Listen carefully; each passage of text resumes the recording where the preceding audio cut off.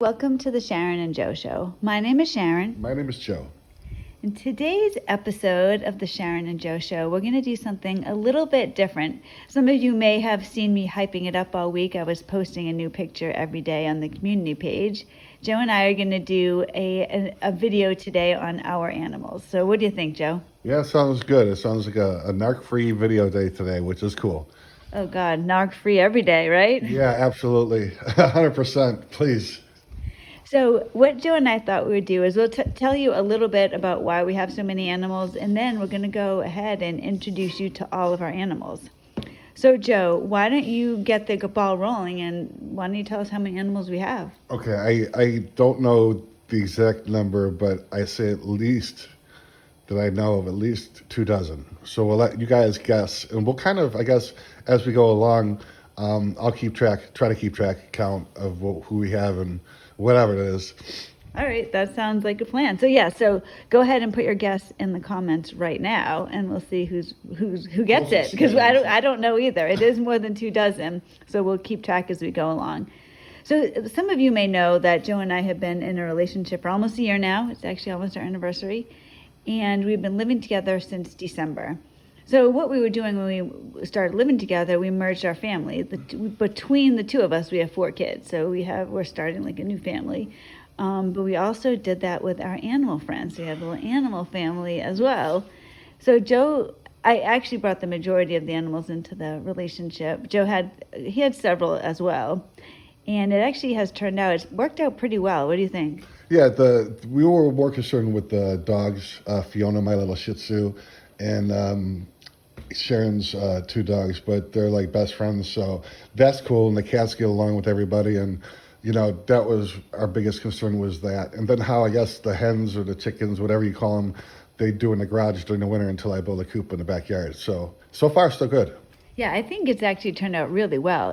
Joe and I live in a regular suburban home. We don't live in a big mansion or anything like that, but we've managed to keep everybody in. I think it looks pretty good. A lot of a lot of like spring cleaning kind of deal, and getting rid of stuff that we don't need and bringing in new stuff and stuff. But yeah, it's been really cool, man. And the great part about it is that both Sharon and I kind of, when we went narc free, we were left devastated, and some people aren't as blessed as we were. Like somehow, some way, I managed to keep my 2 cats and my dog. I would have never gotten animals, you guys. I love animals, but had I have known, like, my ex was a narcissist, was going to rob me blind and totally just, like, I don't know, just be a narcissist, and me be left with all these responsibilities, and then 2 kids and stuff like that. But somehow, some way, like, we found a way to keep the family together, which was important for me, even the animals. Yep, I agree. So should we get into the video and start introducing everybody? Let's start the countdown. All right, guys. So we're going to go ahead and begin with the chickens. Hi, everybody. Welcome to our little miniature chicken coop. So typically my chickens are outside, but because I moved here in December and we didn't have time to build like a big coop or anything like that, Joe set up this area for them in the garage. It actually works out really well. So you can see they have this like large, penned in area. And this is their little house that they sleep in at night. And I'm actually extra paranoid. Because they're in a garage, I actually lock up the chickens. But let me introduce you to everybody. So this little girl here, her name is Shiloh. She has a little bit of a dirty head. She's a silken Easter egger. So she actually lays green eggs. So she's a cross between a silky and an Easter egger chicken, for those of you that know your birds. Here's Charity, the black and white one. She is a black and white Polish crested chicken. She's actually my oldest chicken. She is 7 years old. She's the only one that's left from my original flock that I got in 2015. And then here we have this little girl here. This is Poppy. She is a blue Orpington. I don't know if you can really tell in the video, but she is massive. She weighs close to 8 pounds, and she's not fat. It's just the Orpingtons are a big, big girl. And then last but not least, we have Iris here. Iris is also an Orpington, but she's a splash Orpington. Actually, Iris is my daughter's chicken. The other 3 are my chickens, but here are my girls. So here she's eating. They love this little suet, like the wild birds outside. They're making their little chicken noises. And here they are. So that's 4 you guys so far.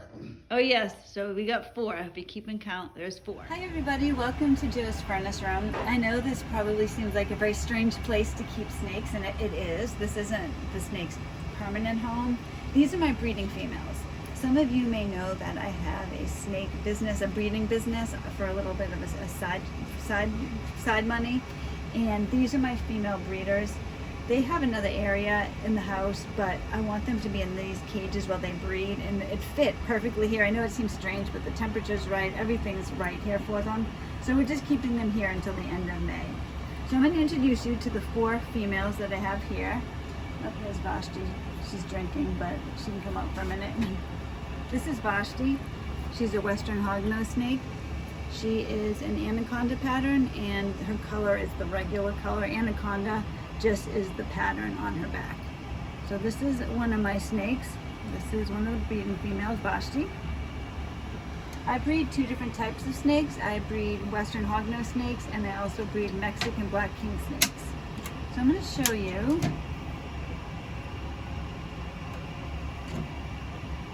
This is a Mexican black king snake. Now she looks kind of dull right now. I don't know if you can focus on her eyes, Joe. She has like cloudy eyes. It's because she's going to shed. I have another Mexican black king snake, and I'll take her out in a minute, and you can see the difference in their color. She looks kind of grayish, and you can see like her belly. That's because she's going to shed. That's actually a good sign. She'll shed in a week or so, and when she sheds, that's my first clue that she's going to be ready to breed. So I'll be able to introduce a male to her soon and hopefully have some babies. All right, and now I'm going to show you my other Mexican black king snake female.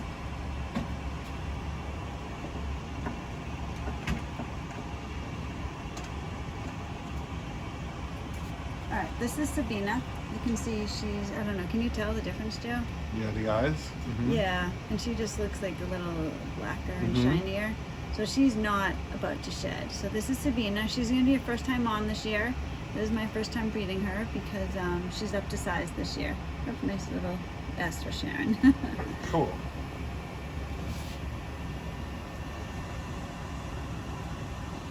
And last but not least, this is Scarlett. She's named after Scarlett O'Hara because my daughter and I love the movie Gone with the Wind. So she is also a Western Hognose snake. She's albino, and she also has the anaconda pattern.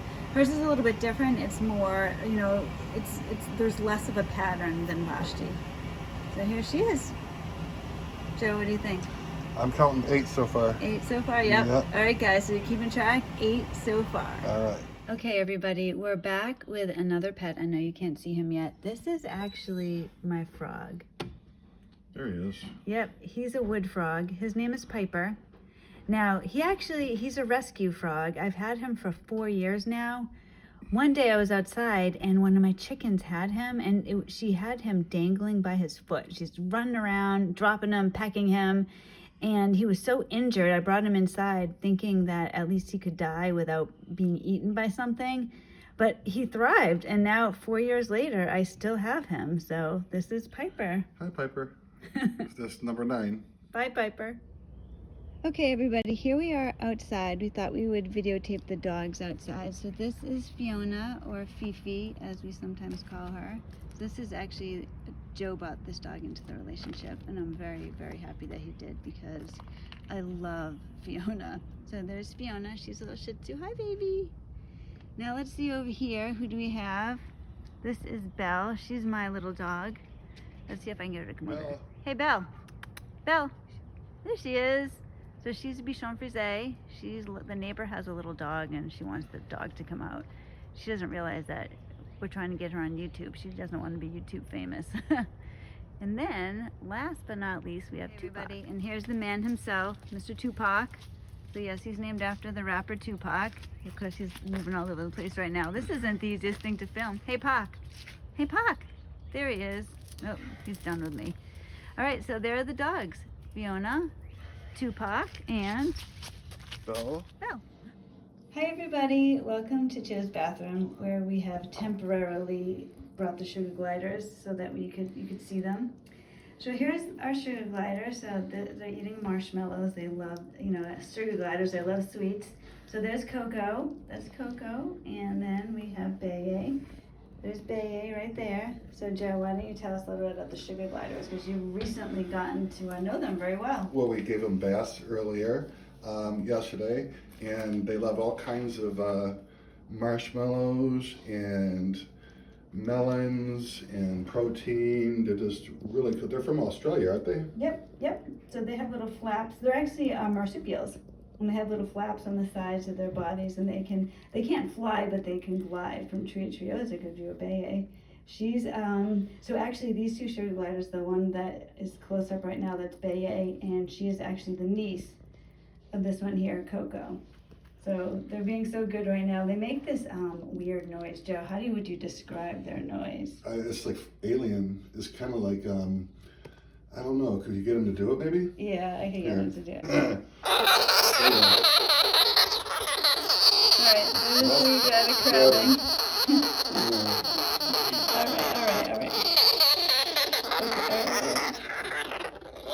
Alright. Alright, there we go. She's happy now. She's on Sharon. Let me take it over.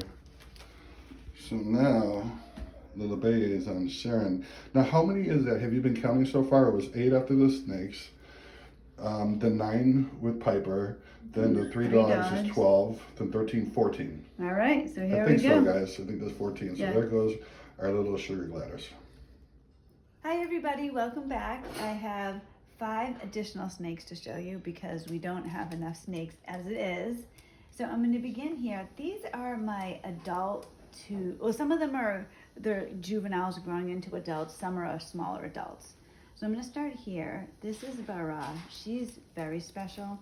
She's actually a scaleless snake. So she has no scales. So she feels like velvet, actually. She does have scales underneath, and that she would need those in order to move. But this is Betta. She's a young snake. She's about, a little over a year old. I'm raising her for a future breeding project. I'd like to get into scaleless. So she's really pretty. She's a nice purple color. So there we go, Betta. So there she is. Okay. And next we have Phoenix. Now, some of you may remember me mentioning Phoenix. Phoenix is actually Joe and my first pet together. I say pet, but she is technically a breeder. Some of you may remember I had one of my breeding snakes passed away, and this is her daughter. So Zinga passed away. This is Phoenix, her daughter, and Joe and I are raising her up to replace her mother in the breeding group. It'll be about 3 years, but there she is, little baby snake. And now we have Nahum. This is a Western Hognose. He is an albino, and if you remember from earlier, he also has an anaconda pattern. So he is a male breeder. He's much smaller than the females. The males are a lot smaller than females. Okay, and we have Cedra. Cedra is another albino. She has not bred yet. She's old enough to breed, but she's small. So really for breeding, it goes with size. So she won't be breeding this year, but hopefully next year. She's very beautiful. I don't know how well it shows up on the camera, but she's very deep red or orangey red. She's darker than a lot of the other albinos. And last but not least, this is actually my favorite snake, you guys. This is Dakar. He's a Western Hognose. He has had babies for me 2 years in a row. So here's the man himself, Dakar, and you can see he has a black tongue. He's actually very special. He's xanthic. He's kind of blackish grayish, and he's het for albino. That means that he can make albino babies too, even though he's so dark. So there we go. There's 5 more additional snakes. All right, moving on. All right, moving on. So here we have 2 more snakes. This is a new snake rack that I recently got. Joe and I are trying to, and if you guys want to, I could probably talk Joe into doing a house tour. Maybe not, but I'm going to try to. Not yet, but once we get it cleaned up a little bit. The house is clean. Joe's perfectionist? Obsessive compulsive, multi-level, not just codependent. Boy, I've recovered from codependency, but all kinds of other issues. More issues in the box of Kleenex tissues. Well, the house looks good. So maybe eventually we'll do a house tour. If you're interested, let me know. All right, but anyways, right now, so we just got this rack to kind of clean things up a little bit so everything looks nice. So here we have a ball python. Her name is Yara. Oh, Yara's the one that I held before. She's Yeah, you beautiful, love. This is Joe's favorite. So she's got like a purplish, very soft, like purplish. Her type is purple passion. So yeah, she looks purple. I don't know how well you can see it. She's a boa? Or no, a python? she's a python. You can tell by the head, right? Yep. And then she's got like little pits. And you can see she's in like, this is why she's called a ball python. Look at her eyes. Yeah, pretty. she has blue eyes. And then they got pits or something like that. Yeah. Can you see in the front of her face? Yeah, I did for a little bit. Away. They're very shy. They're incredibly shy. That's why. I love pythons. Are my favorite, at least. Yeah, she doesn't move around too much. They're really cool. So now I'm gonna move. So I'm gonna put her back. Oh, here comes Fiona. You might hear her. Hey, Fiona, say hello. And this is Crusoe. This is Joe's very favorite snake. Dirty Crusoe. Maybe I'll even get Betta on the screen. Okay. Oh my gosh. There he is. So there's Crusoe. He's my male. He's going to breed the 2 Mexican black king snakes that I have in, what is he, a broiler room? Furnace room. Furnace room. All right. Yeah, little Crusoe boy. So that's all we have in this rack. So we will get back with, we're going to come back with my baby rack. So there was 3 there. We had what? 19? There's 2 here. 2 there. So we had 14 after sugar glides, 15, 16, 17, 18, 19, 20, 21. All right. I think. All right, guys, keep track. All right, hey guys, we're back. This is our baby rack. So we have more snakes because we probably didn't have enough for you already, right, Joe? Yeah, no. So I'm going to show you who's in this rack. Just so you know, for anyone who's interested, every snake that's here is left from last year and they're for sale. So if anyone's interested, hit me up. I'll show you each one. So I only have 1 Western Hognose baby left. Joe and I, nobody's in this one here. Joe and I, that was where Phoenix was. We decided to take her out, so she's not for sale anymore. We kept her as a replacement. So I only have 1 Western Hognose, so act fast. Here he is. Actually, I think that one's a male. Yep, this is a male. So this is a Western Hognose. It's Phoenix's brother. Okay. So nobody's in there. And the rest of these are Mexican black king snake babies. Let's see if we can find them. Let me take her water out. There she is. Yeah, a little bit aggressive there. They're a little feisty for sure. Yep. Here. Whoops. Oh my goodness. Yep, and we got more of these. These are all Dakar and, not Dakar, I'm sorry, Crusoe and Masada's babies. Okay. They got a really cool, slick looking black color. Yeah, they do. It's like seeing a black car actually was waxed. Yep. So these are all for sale, and anybody who buys them and mentions the YouTube channel will either get free shipping, which is a $50 to $75 value, or if you live local and you want to pick it up, you get a 20% discount. So let me know. Mm-hmm. There's one more. You can see these are all hatched last August, so they're last year's babies. So here's the last one. How many? Okay, so we had what, sweetie? How many did we have? All right, so I have 1, 2, 3, 4, 5, so 7 here. Plus. 7, 8, 9, 10, 11, 12. No. We had 22. Yeah, plus 7 is 29. Okay. Okay, 29. Right? I think. I don't know. I don't remember. You guys could tell after you Yeah, watch we the might be video. off on the math. I hope we 29. are. Yeah. I think we are. I don't think I thought it was that's right. 22. I thought we were still in the teens. Maybe not. 14, 15, 16, 17, 18, 19, 20, 21, 22. Yeah, that's, how many are here? 7? 7. 29. I think, holy smokes. Okay, see. You all guys right. can tell Yeah, us. I still. Maybe Should we get Frankie and Fritz while we're here? Yeah, hold on one second. All right, we're going to be back with the cats, okay? Hold on. While we have them, you guys, these are the Elusive Wonder Twins. The gray one's Frankie. Hey, Frankie, say hello. Oh, Say hello. Frankie's a troublemaker, that's for sure. Yeah, he wakes us up in the middle of the night with his loud meow. He is a very loud He's meow. a senior citizen and very demanding. Now, Fritz over there, Fritzy, the black one, is really super cool. Say hi, Fritz. Say hello. Yeah, he's really cool. Yeah. He's like a Mancoon. I love his eyes. He's huge. Yeah. But he's a little lover. He's really, really cool. Except for like, sometimes the dogs will whack him in the head. Yeah. Well, you know what's so cute though? There he goes. That cat has the sweetest little meow. It's like, you know what I mean? Yeah, Hers he's is got like a little. It's so loud. His is. So here's the funny part with Fritz is he guards the watering hole. You ever see lions in National Geographic where they kind of like hover around the water hole. Well, this thing is like the community like water fountain, and Fritz will just hang out here. And if you ask politely, get his permission, he'll let you drink some water. And he's not afraid to defend himself. No, for sure. no. But Frankie, we used to call him Frank the Tank, the gray one. But he's lost a lot of weight just because he's getting older. It's probably better, healthier for him, for his joints and stuff like that. So there's the cats. So that makes it 29, 30, 31, possibly. I could be off, you guys. I find that to be wrong. I don't know. We'll have to ask Paris. She might know. All right, 31. All right. Hi, everybody. Welcome back. And actually, did we remember to do the number? No, we didn't. We'll let you guys. It's up to you now. Yeah, sorry, we've abandoned lost ship. track. Okay, so this is for all of you Harry Potter fans. This is Albie or Albus. He is a leopard gecko, so he's pretty cool. He's what's called all my animals are morphs, which means they don't look like the typical Traditional. Yeah, exactly, like the black and brown. So, I thought his name was Elvis, but it's not. Yeah, you thought that until today. Elvis Presley, and no, you're like, no, it's dummy. Elvis. I didn't say it that rude, though. Dumbledore? Yeah, we're Harry Potter fans here. Okay. So anyway, he is a, what type is he? He's a sunglow. He's a sunglow leopard gecko. Okay. You can see he has a nice fat tail. That means that he's healthy. That's where he stores all his fat. Okay. Put him back in his Good night, little gecko.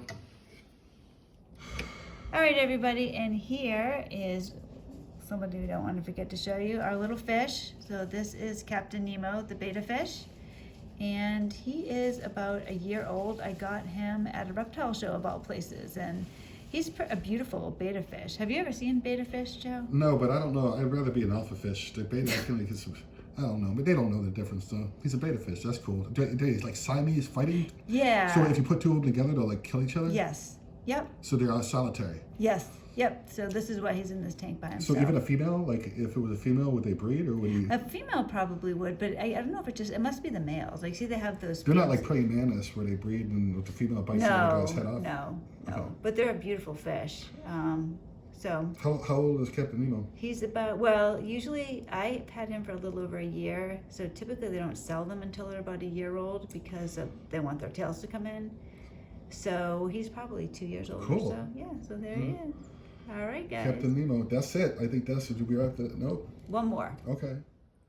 Hi, everybody. Welcome back. Here we have one of our skinks. Joe and I have two skinks.